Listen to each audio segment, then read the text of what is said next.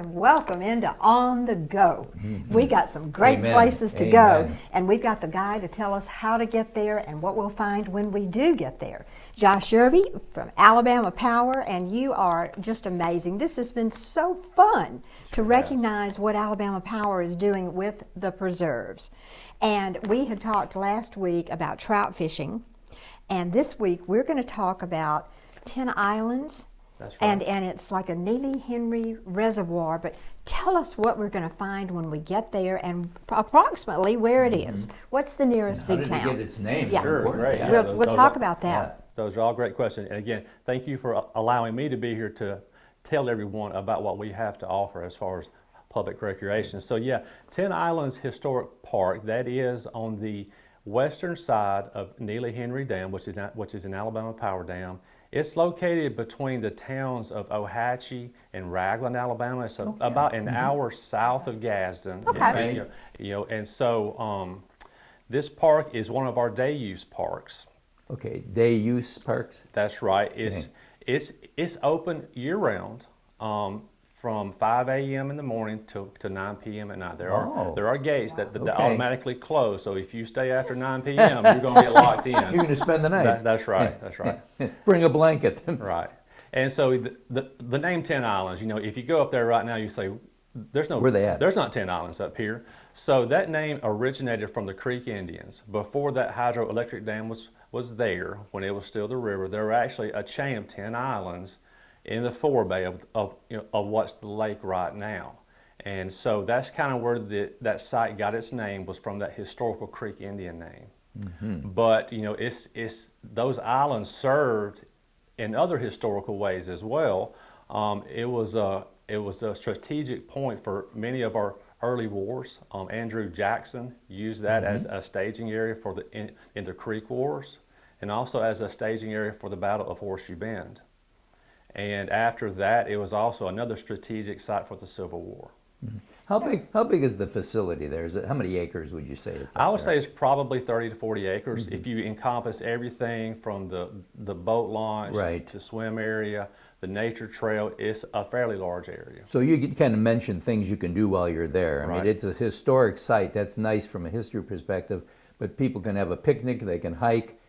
And it's a great big birding area too, isn't it? That's right. We'll start with the birding. Yeah, it is an Alabama birding trail site. It's a part of the Appalachian Highlands specific sites, which is a part of the Alabama birding trail. And all the other amenities, I mentioned it's open year round. Some of the things are more for warmer weather, such as the swim area and the beach. But we have we have a swim area there. It's got a public boat launch there. Great.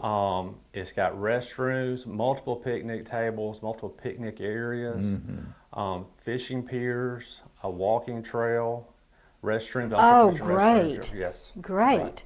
So you just bring everything that you need with you, your food, your drinks, etc. And the birds, that's interesting to me, because one year I think tourism dedicated that to birding.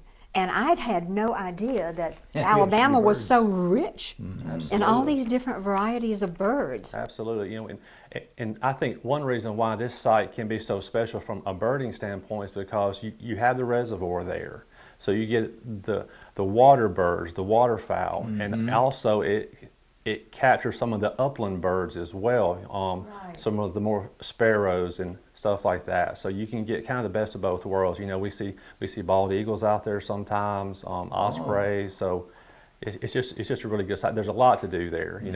Families typically can come and spend all day there doing a lot of different things. Well, it's great, and if you don't have a home on the lake, or you do have the boat and you want to do family kind of things, it's great to take your whole family. It gets you outdoors, it gets you exercise. That's right. And the price is right. That's right. This is all provided for us by Alabama Power. That's right. It's all free of charge. It's a gift. And that was one of the goals of the preserves, was to allow people to have that access, or to be able to enjoy that lake life, if they don't have that opportunity anywhere else. And the interesting thing, this has been a crazy year. Last year was even crazier. And this year is going to be about the same, it looks like. So it's a good way to be able to do things with your family and be in the great outdoors, and you can social distance yourself at that point. Absolutely. So it's a great way to, I mean, with everything you guys are providing people, it's a godsend. That's right. That's something that we saw in 2020, that we saw all of our public use sites really saw an increase in use. I'm sure. And, we were so happy to be able to provide that outlet for people so they could get outside and could enjoy outdoors and socially distance as well, and stay safe. Well, you know what? Not only could this be an on-the-go segment, but it could be to your health. Absolutely. Because all of Yeah, that is right, not yeah. only physically Yeah. healthy, but it's mentally healthy. And it's bringing families yeah, together. That's the great thing. you Yes. get that unit strengthened, and it doesn't cost you. And Right. thank you so much, You're Alabama very welcome. Power, for doing that for us. It's a Absolutely. pleasure. And we have loved having you this time. We'll have you back next week. Right. We have more fun things for you folks that we'll tell you all about. And stay with us because we'll be right back.